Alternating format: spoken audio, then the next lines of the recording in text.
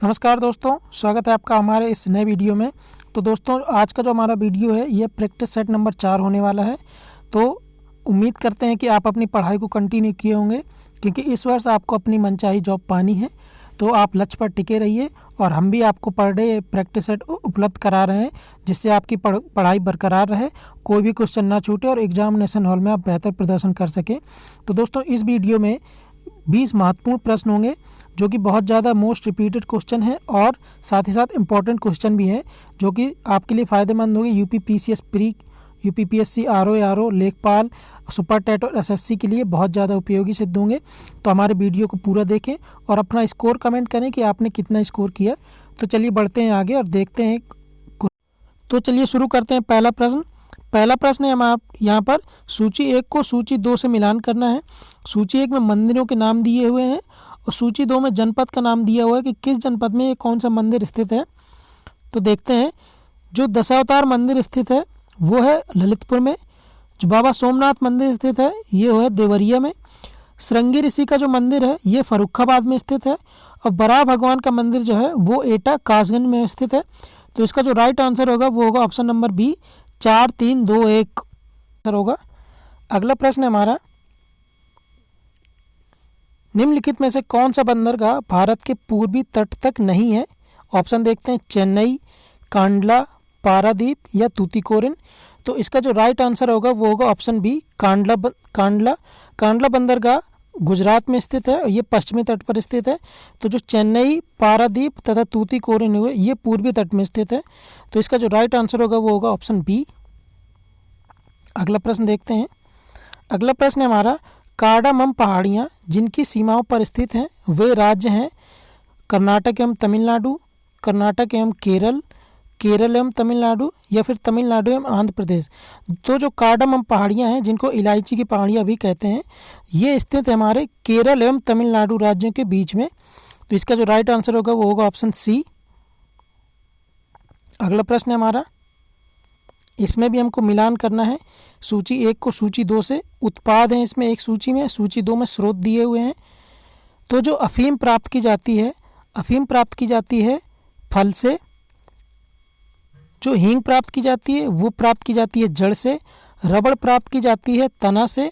और जो कुनैन प्राप्त की जाती है वो छाल से प्राप्त की जाती है। जो सिनकोना नाम का एक वृक्ष होता है उससे प्राप्त की जाती है। तो इसका जो राइट आंसर होगा वो होगा ऑप्शन नंबर बी, 3, 2, 4, 1। बढ़ते हैं अगले प्रश्न पर।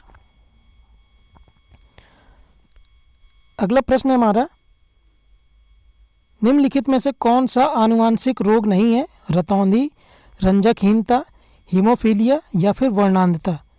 तो इसका जो राइट आंसर होगा वो होगा ऑप्शन ए, रतौंधी एक आनुवांशिक रोग नहीं है। रंजकहीनता, हीमोफीलिया तथा वर्णांधता ये एक आनुवांशिक रोग हैं जो जीन की खराबी से पीढ़ी दर पीढ़ी बढ़ते रहते हैं। तो इसका जो राइट आंसर होगा आनुवांशिक रोग नहीं है का वो होगा रतौंधी, ऑप्शन नंबर ए। अगला प्रश्न है हमारा, एलपीजी सिलेंडर के रिसाव से उत्पन्न दुर्गंध निम्नलिखित में से किसकी होती है। तो मीथेन की होती है, प्रोपेन की, ब्यूटेन की या फिर एथाइल मरकैप्टन की। तो इसका जो राइट आंसर होगा वो होगा option number D, ethyl mercaptan. जो हम आमतौर पर जो गैस जलाते हैं, जिस पर हम खाना बनाते हैं या कोई भी काम करते हैं, उस पर एथाइल मरकैप्टन मिलाई जाती है जिससे दुर्गंध का पता चल सके। अगर कहीं गैस का रिसाव होता है तो हमें इसी पदार्थ के कारण पता चलता है कि हाँ यहाँ पर गैस का रिसाव हो रहा है। तो इसका आंसर होगा ऑप्शन नंबर डी। बढ़ते हैं अगले प्रश्न पर। अगला प्रश्न है हमारा, उसमें भी सूचियों का मिलान करना है। ये प्रश्न जो है यूपी पीसीएस प्री के एग्ज़ाम में बहुत ज़्यादा पूछे जाते हैं ऐसे प्रश्न, तो इनको इग्नोर मत करिएगा और ये बहुत ज़्यादा इजी रहते हैं। अगर आपको 1 या 2 ऑप्शन भी मिल गया तो आपका ये पूरा प्रश्न सही हो सकता है।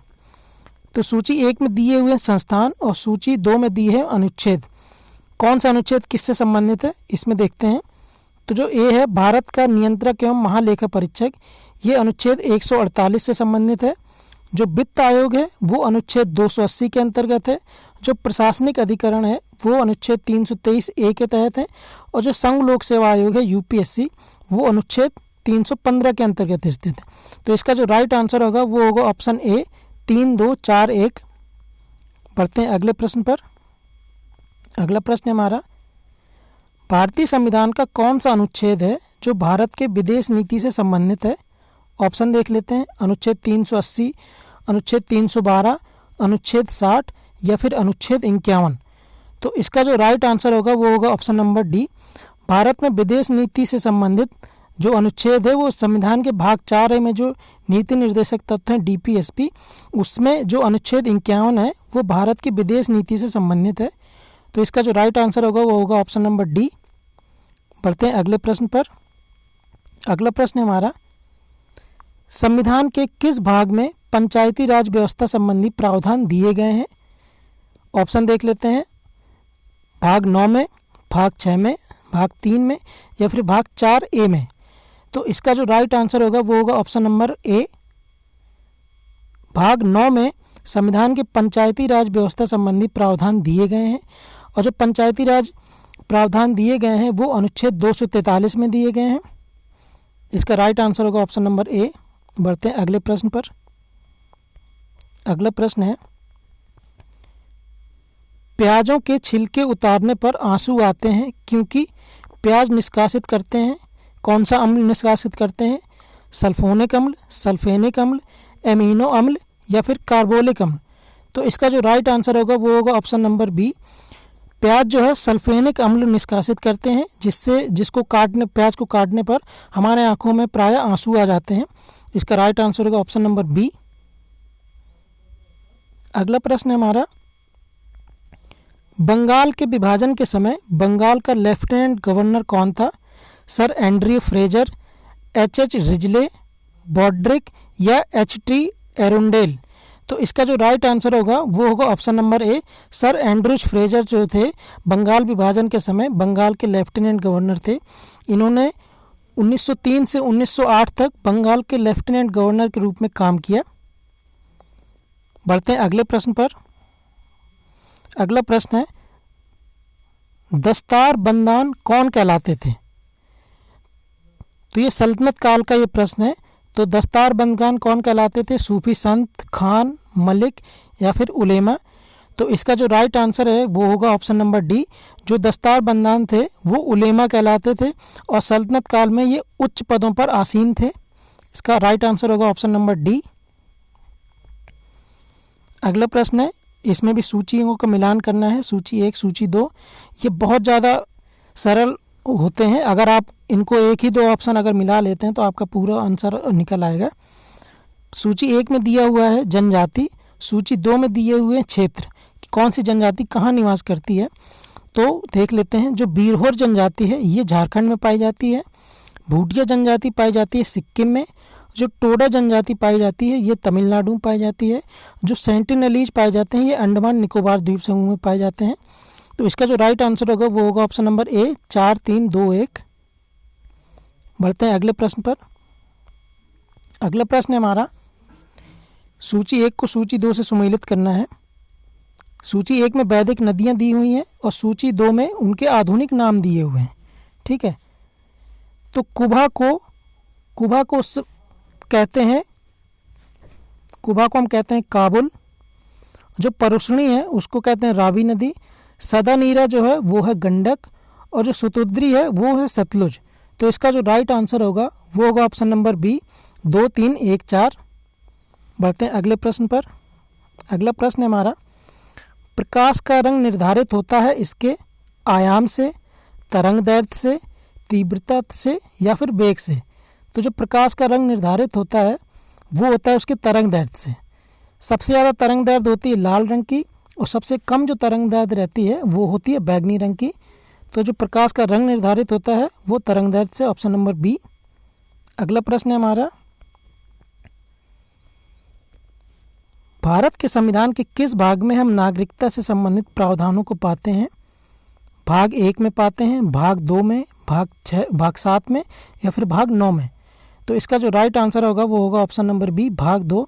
भारत में हम नागरिकता से संबंधित जो भी प्रावधान पाते हैं वो भाग 2 में अनुच्छेद 5 से लगाकर 11 तक पाते हैं, जिसका राइट आंसर होगा ऑप्शन नंबर बी। अगला प्रश्न है हमारा, भारतीय न्यायिक व्यवस्था में जब जनहित याचिका यानी PIL को शामिल किया गया था उस समय भारत के मुख्य न्यायाधीश कौन थे? एम हिदायतुल्ला थे, या AM अहमदी थे, या PN भगवती थे, या AS आनंद थे? तो इसका जो राइट आंसर होगा वो होगा ऑप्शन नंबर सी। जब PIL को शामिल किया गया उस समय भारत के सर्वोच्च न्यायालय के मुख्य न्यायाधीश माननीय PN भगवती जी थे। इसका राइट आंसर होगा ऑप्शन नंबर सी। बढ़ते हैं अगले प्रश्न पर। अगला प्रश्न है हमारा, निम्नलिखित करों में से कौन सा कर ग्राम पंचायतों द्वारा लगाया जाता है? ऑप्शन देख लेते हैं। बिक्री कर, भू राजस्व कर, स्थानीय मेलों पर कर, या फिर इनमें से कोई नहीं। तो इसका जो राइट आंसर होगा वो होगा ऑप्शन नंबर सी। जो स्थानीय मेले होते हैं उन पर जो टैक्स लगाया जाता है वो ग्राम पंचायतों द्वारा लगाया जाता है। ठीक है। जो बिक्री कर होता है, बिक्री कर और भू राजस्व कर, तो ये जो है ये राज्य सरकार द्वारा लगाया जाता है। तो इसमें पूछा है ग्राम पंचायत द्वारा, तो ग्राम पंचायत द्वारा स्थानीय मेलों पर कर लगाया जाता है। बढ़ते हैं अगले प्रश्न पर। अगला प्रश्न है हमारा, भारत के निम्नलिखित राज्यों में से किसकी तटरेखा सबसे लंबी है? महाराष्ट्र की, आंध्र प्रदेश की, केरल की, या फिर गुजरात की? तो इसका जो राइट आंसर होगा वो होगा ऑप्शन नंबर डी। भारत के गुजरात राज्य की तटरेखा सबसे ज़्यादा लंबी है, जो कि है 1215 किलोमीटर। बढ़ते हैं अगले प्रश्न पर। अगला प्रश्न है हमारा, निम्नलिखित युग्मों में कौन सही सुमेलित नहीं है? बांदीपुर राष्ट्रीय उद्यान कर्नाटक, ये सही सुमेलित है। मानस वन्यजीव अभयारण्य असम, ये भी सही सुमेलित है। पेरियार वन्यजीव अभयारण्य केरल, ये भी सही सुमेलित है। और सिंपली फॉल राष्ट्रीय उद्यान मध्य प्रदेश, तो ये सही सुमेलित नहीं है। तो इसका राइट आंसर होगा ऑप्शन नंबर डी। जो सिंपली फॉल राष्ट्रीय उद्यान है वो उड़ीसा में स्थित है। तो दोस्तों, अगर आपको हमारा ये वीडियो पसंद आया है तो हमारे वीडियो को लाइक कीजिए, हमारे चैनल को सब्सक्राइब कीजिए और ज़्यादा से ज़्यादा वीडियो को शेयर कीजिए, जिससे मैक्सिमम लोगों तक ये क्वेश्चन पहुँचे और उनको रिवीजन करने में आसानी हो। मॉक टेस्ट के तौर पर ये उसका प्रयोग करें। तो बहुत बहुत धन्यवाद।